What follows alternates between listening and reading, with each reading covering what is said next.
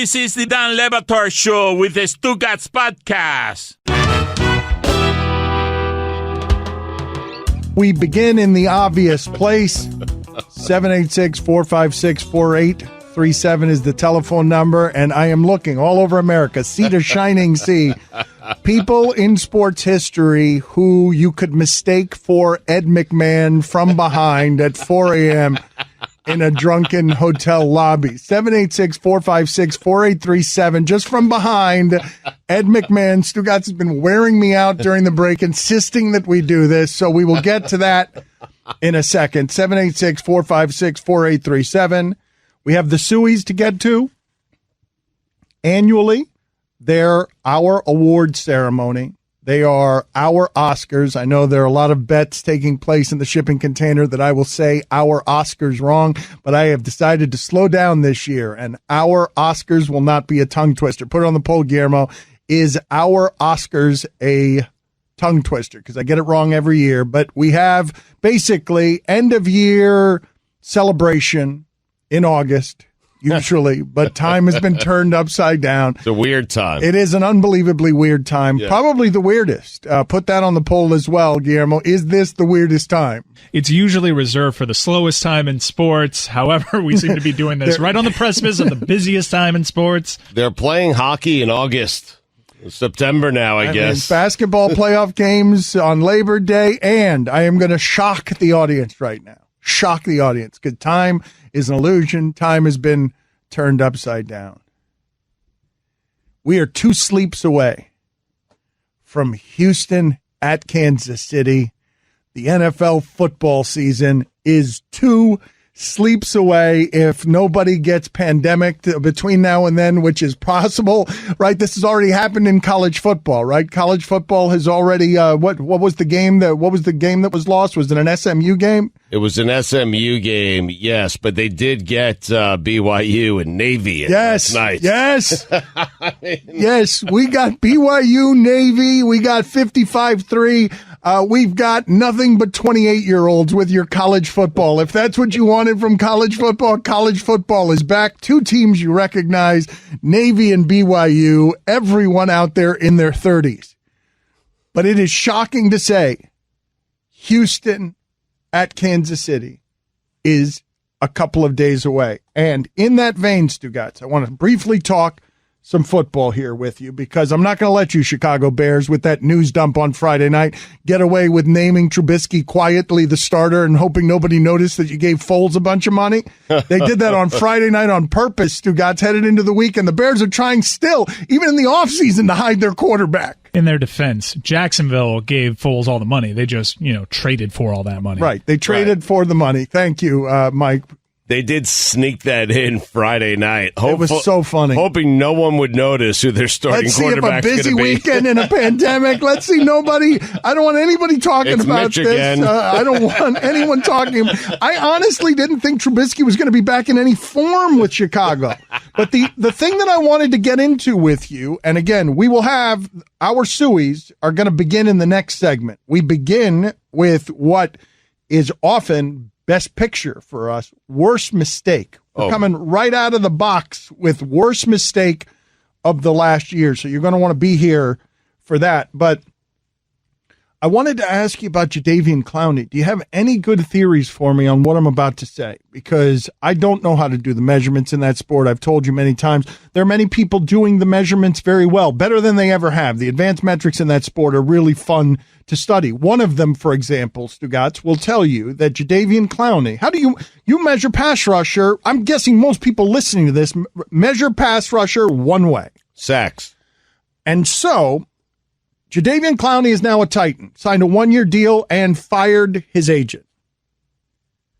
This advanced metric shows that Jadeveon Clowney gets to the quarterback faster than all but 4 players in the league. So he's not getting sacks because he's terrible when it comes to sacks. But also the game has changed so much that everyone has to account for Clowney. Everyone. And so they get rid of him. They get rid of their throws less than 3 seconds. Less than 3 seconds. I would say pressuring the quarterback is, in today's NFL, almost as important as the sack. Well, but if I said to you, which stat do you want more as a measurement? Okay, because I know as a fan, you want to say the measure of a pass rusher is sacks. But as a studier of value, and you have to put an investment in something, which do you want more? The guy who gets to the quarterback faster on average than all but 4 players in the league, or a guy who's got a bunch of sacks? Like, if you have to put your money there, because the NFL just told you that they're going sacks. The NFL just told you, well, we don't value very much how much Jadeveon Clowney, how fast he gets. We don't care that he disrupts. We want him to sack the quarterback. You got to take a 1-year deal, because whatever you thought you were going to get for how disruptive you are not going to get that. So now you got to do a bet on yourself 1-year deal during a pandemic, which is probably why he's getting a new agent. I mean, he did, he got $15 million, landed in a good spot and a good team, but I guess the game has changed so much that I'd rather have the guy that can get to the quarterback that quickly and then sack him once he gets there, of course. Correct. I'd rather have Lawrence Taylor.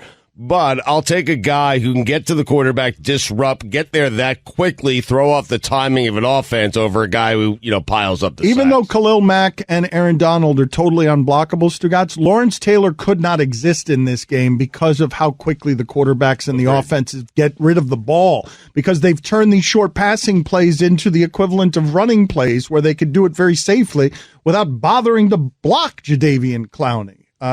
We're going to get to our Sueys in a second. You're going to want to be here for this. Worst mistake is coming up next. Hold that thought. Let's sell some ads. This is worst mistake in a year where I think you and I have aged more than any other year where we've done this, and it's been perfect. 17 now. Perfect. Yeah. Perfect. Save that for next year. You will be able to vote at Batard Show on the winners. Thus begins the Sueys. It's a wonderful week around here, and this is a loaded category. Stugotz and I will feel great shame. Here it is, the worst mistake from the last year.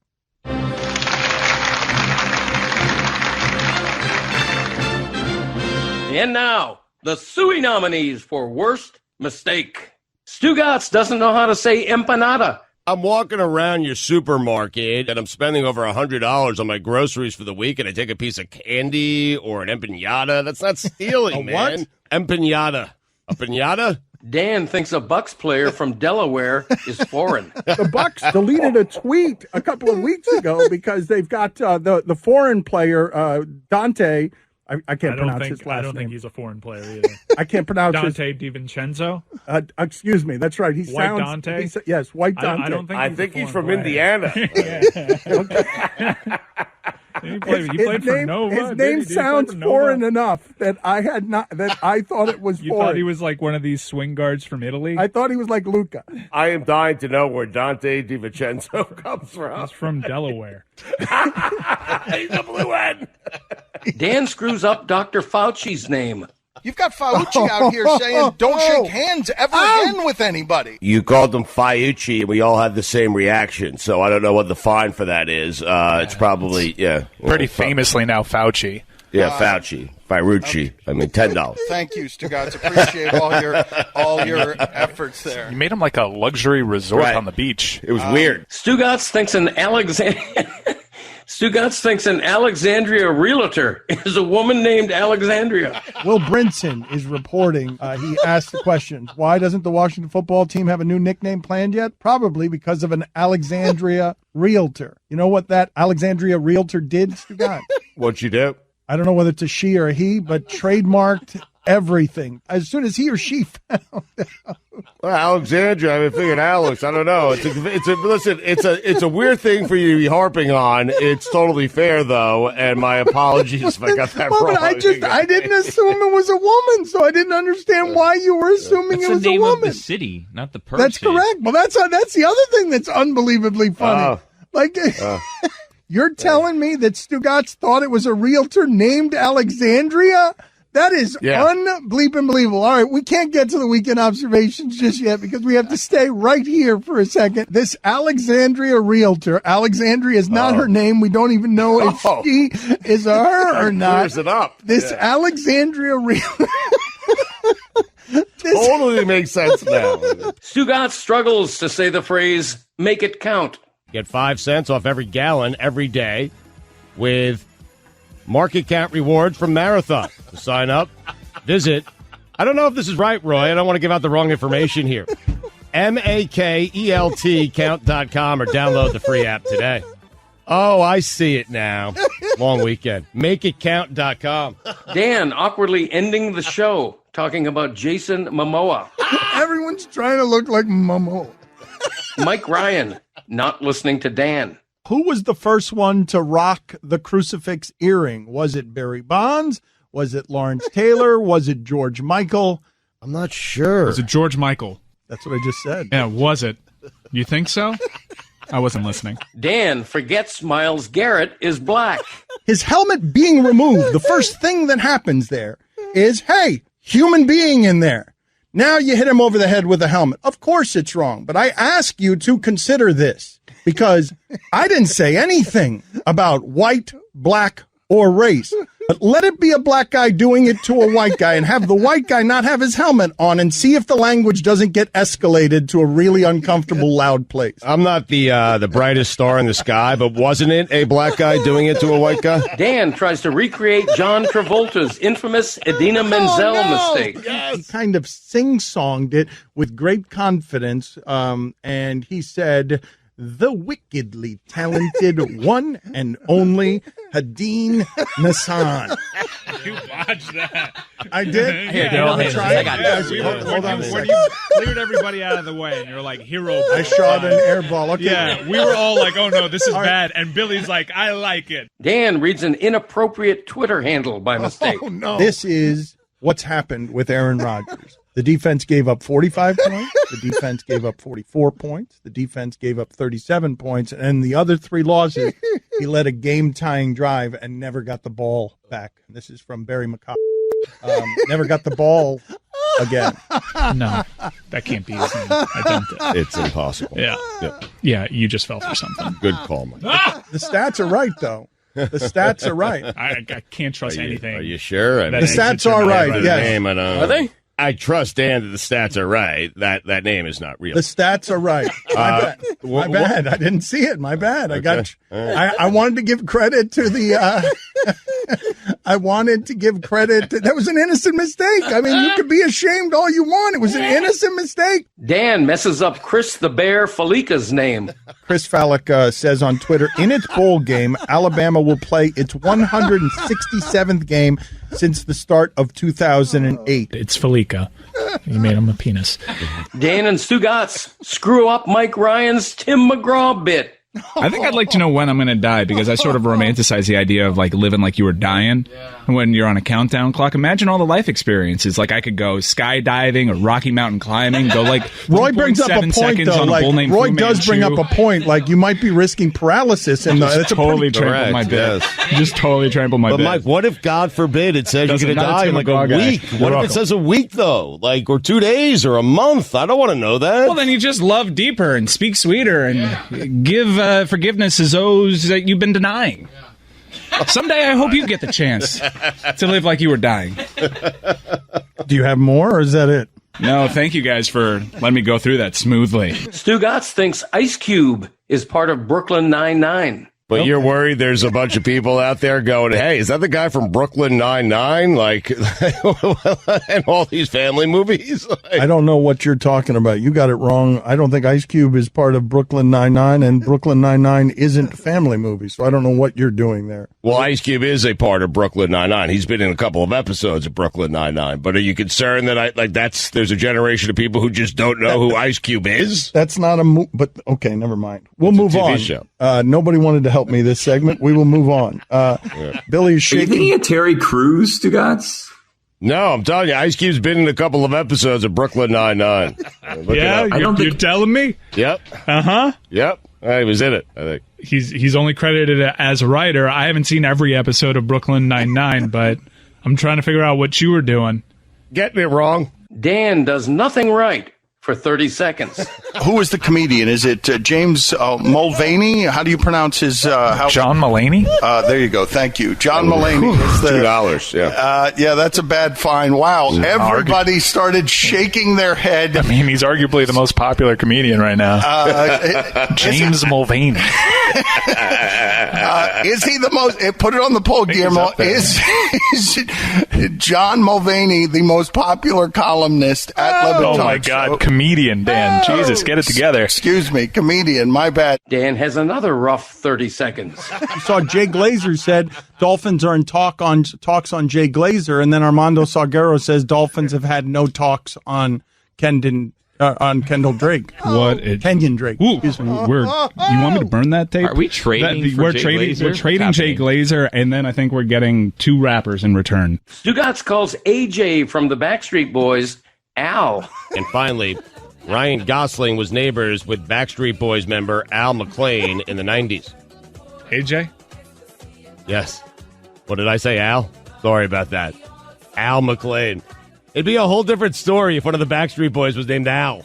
It's a capital J. Roy, listen, the vision is going on me. I don't know what to tell you. And again, I haven't read these in a while. I mean, you know. I think it's McLean, too. I think it says McLean, tomato. It says McLean. The nightly. It says AJ McLean.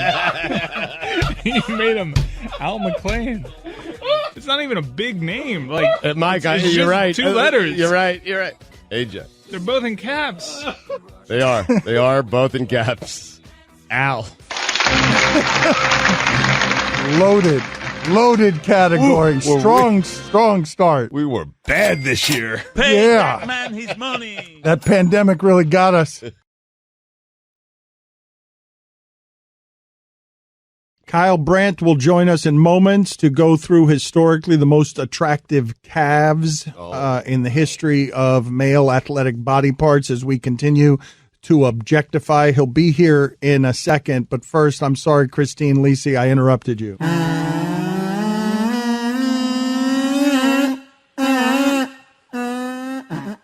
And finally, crows can recognize human faces and have no grudges against people they don't like. Ron McGill will be joining us here at 11 Eastern to ask him questions about things like that. Christine, you are a 20-year veteran of professionalism around here. You are somebody to be celebrated at every turn for your pillar of being polished. Can you tell me, are you afraid still of the name Antetokounmpo? Yes, more than a little. I'm not. Thank you. My father just calls him the alphabet if you ever want to do that, Christine. Yes. Thank you for being on with us. We appreciate it. Kyle Brandt is with us. We have fallen in love with him. He is the host of NFL Network's Good Morning Football. It airs daily, 7 a.m. They have a lot of fun there. It's the way that I would like to see more studio shows instead of chuckle fests, like actually enjoying each other's company. Also, 10 Questions with Kyle Brandt podcast available Spotify and YouTube. Before we get to the silly with you, Kyle, and thank you for joining us again. Yep. Can you answer a serious question that I had earlier in the show? Explain to me how football, with the advanced metrics, measures Jadeveon Clowney now in terms of value when sacks aren't there, but he gets to the quarterback very fast on average. So, how are we supposed to do the math when Jadeveon Clowney, to measure what he's worth, has to fire his agent and sign a 1-year deal? Well, you go to the origin story, as you do with all superheroes, Dan. And remember Jadeveon Clowney, we first learned his name. First time I ever heard it was he was trending on Twitter for what he did against Michigan in a bowl game at South Carolina. That's what Jadeveon Clowney is going to bring you. The one play about every 40 or 50 snaps that makes everybody's head explode. So the amount of times that you see Jadeveon Clowney trending on Twitter, probably misspelled, that's how you know you got the return on your investment. That's really the only stat that matters for him. I don't think that is the way the NFL is doing the measurements on what I just asked Really? you. That was a good answer. It was a good answer. Okay, I'll accept it. What are the most attractive calves in the history of calves? Yeah, I'm thrilled to be back here with the latest installment in our series of male body part objectification. If anybody missed it, the guys and I talked about jaw lines, chins, and triceps, and I'm thrilled that today is calf day. I'm going to start right off the bat. A personal note, Dan, I met my wife in 2008 on Match.com, and on Match.com, when you fill out a profile, they ask for what you consider your most attractive feature. I put down calves for my most attractive feature, and it worked, and I have 2 children now and a 10-year marriage, so calves are really important to me, which is why I'm thrilled to say that some of the best calves right now are a guy you might not expect. Great calves on Julian Edelman. Just fantastic. Wow. Ray-type calves. Wow. And you know what? He knows it, too. Because if you look at Edelman during pregame, when he goes out in his sleeveless shirt and his headphones, he rolls his socks down. They're always down. So they're down so he can show off the merchandise. Great calves, and he knows it. Have you guys ever noticed number 11's calves? They're 10 Mike just looked them up, and Amazing. it looks not suitable for work, Mike's reaction. They're amazing, and it's great analysis by you. That's why he wears the pants the way he does on Sunday. He is showing off those calves. Sexy as hell. Yes. It's another one, a younger player, much younger wide receiver. Now, I'm going to throw out the name, DK Metcalf. Now, his body is the Louvre, but I've done a lot of field work on this. His calves are the Mona Lisa, and he actually has calf in his name, so I give extra points for that. Extra points. DK could be any body part, but his calves, they're exquisite. Thank you. So how about, do we have history? Are we going anywhere in history that rival these two that you've offered? Yes, we are. And in a prior installment, I nominated Alonzo Spellman for triceps. I countered with, okay, well, how about Alonzo Mourning? And you guys felt very strongly that he should be categorized in the calf section of this competition. So I would ask you, why did you feel so strongly about Zoe Mourning being in calves? Because there was this one time many, many years ago, a fight on the court where Jeff Van Gundy ended up on Alonzo Mourning's calf, and Jamal Mashburn was on his side on the court, had been knocked over, and he said while watching it through all the splayed legs, he saw one set of legs that looked like a horse's, and it was because it was Alonzo Mourning. It's a great answer. It's an incredible image. It's as if he was wrapped around a redwood tree. And I would also submit to you, Dan, that era of NBA basketball was a golden era of calves because the shoes were really tall and the shorts were really long. So the calves were cropped beautifully, almost like on Instagram. The hamstring and the ankles got none of the attention. The calves looked gorgeous in that era of shorts and shoes. And so I think Zoe Mourning has to be on it. And I would end, guys, with if you asked for historical, I'll give you historical. Great set of calves on Teddy Roosevelt. Look it up. Get out of here. I'm telling you, this gentleman looks like he could squat 580. Okay. He wore the knee-high boots, which pronounce the calves, and there's a picture. If you Google Teddy Roosevelt in shorts, there's a picture of him where he looks absolutely shredded, and he's got great calves. All right, put it on the poll, Guillermo, at Le Batard Show. Are you stunned to learn that Teddy Roosevelt had historically great calves? He's right. He's right. What a great thing to learn as football returns on Thursday and we waste Kyle Brandt's time. What are you doing with us tomorrow? What body part are we doing tomorrow? Well, I hate to admit it out loud, Dan, but at some point this thing has to come to a head, and we got to start talking about butts, right? And if I don't even know where it's going to go. When you say the great athlete butts, a couple names come to mind for me, but I think I'm going to save it. Should we have the grand finale tomorrow? Or do you save that and tomorrow we do I don't know if you want to do beautiful faces. I don't know if I don't think hands. Seems like he's trying to get rid of us. Abs. You might be done with this. You might be done with this. I don't like the faces. I like the pure meat market factor. I don't even need the face. I want the body parts from the neck down. Abs, shoulder. We've done neck. We've done neck, right? We've done that because we did Takeo Spikes and Paul Posluszny. One of your listeners sent me the Google metric screen cap of Paul Posluszny's searches, and it skyrocketed 50,000% mentioned because we brought him up for neck and jaw. He was in 2 categories. Kyle, I got to be honest. I'm looking at you, and I think your best trait is your biceps, not your calves. Your calves are a little, I don't know, they're a bit skimpy. Your biceps, though, jacked. Whoa. It's a compliment. My wife was a calf woman, and if you want photo evidence that my calves are not skimpy, I'm happy to send it right now. It's no problem. That's the only kind of picture I'll send you guys, but I got it. Excellent. Send it to me now, so please. do you want to do brains? Do you want to do personality? No. Do you want to do dong shots? How about, listen, we could do, if you want to go above the neck, we could do fullest lips.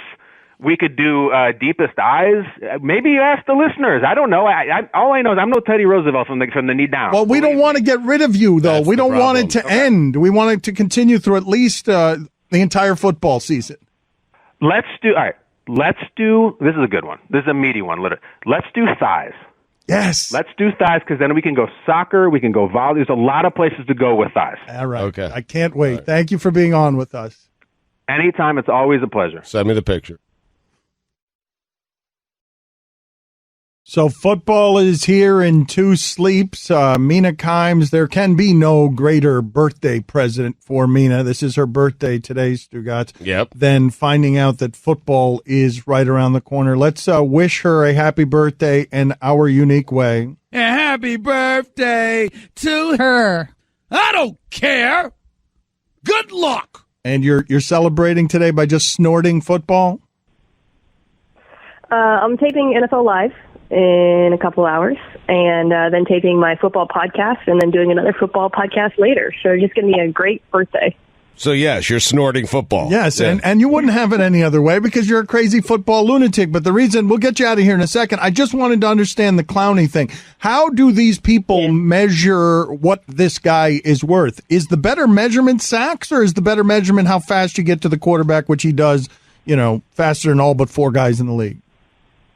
Yeah, well, actually, his pressure rate has been not superlative in terms of QB hurries and getting to the quarterback. He beats his blocker really quickly. But the correct answer is you should really be looking at both, right? Because there are guys in the NFL who get sort of empty sacks. They get a lot of one-on-ones.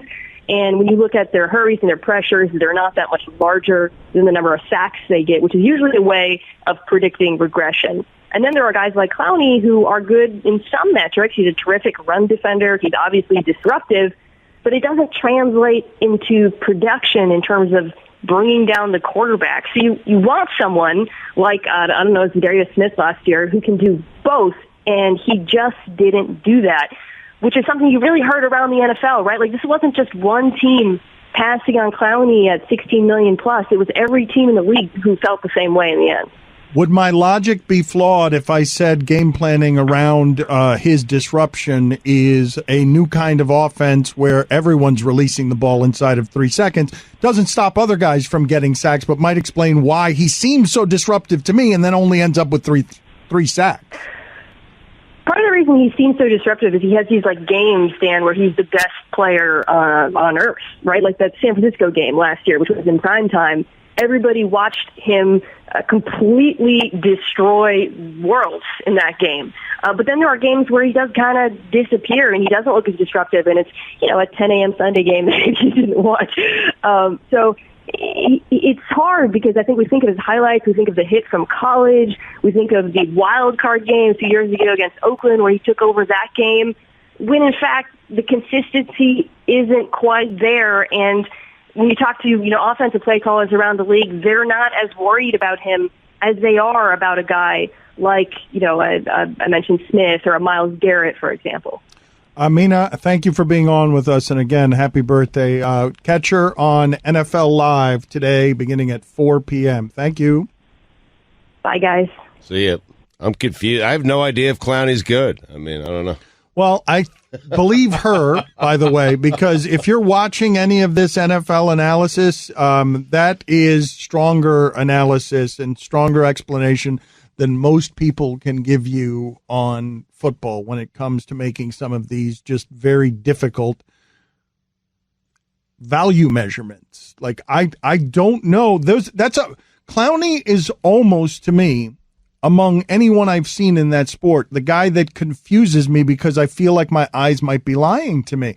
I don't understand how the NFL passes on this guy. I know Cleveland made a big offer to him, but the NFL essentially passes on a guy that I feel like when I'm watching games seems awfully disruptive to me, but yet Kyle Brandt and Mina are both telling you those are the plays that stand out. It's why people think of Clowney, because you get these 1 or 2 or 3 or 4 mesmerizing plays, but it's not about him getting to the quarterback on a consistent basis. Or it's a guy who wanted a certain amount of money and just couldn't get it from all these teams. I think the Browns made that offer, as you mentioned. Obviously, he landed with the Titans. Several other teams were interested. He wanted a certain amount of money. I think it was north of $20 million, and teams were like, no. Well, his agent must have advised him, given that he got rid of his agent, that he was going to get that kind of money. We're also looking at him one way. Historically, I don't know how he did last year, but he was actually a really good run stopper. Well, he always is a good run stopper. and that the run is obviously devalued in the NFL. It's more of a passing league now, especially with the newer rules. But he's like saying, I'm a total package here. I'm not just your feared pass rusher that seems like a creative player in Madden if you had all the attribute points, but I'm a good run stopper too. I was stunned, though, to learn, is the stat correct? Because I kept reading it this weekend, that he had 3 sacks last year.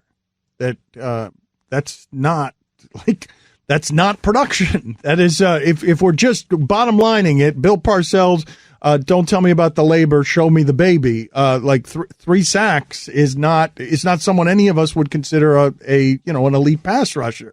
Would have been nuts with him and Myles Garrett, though.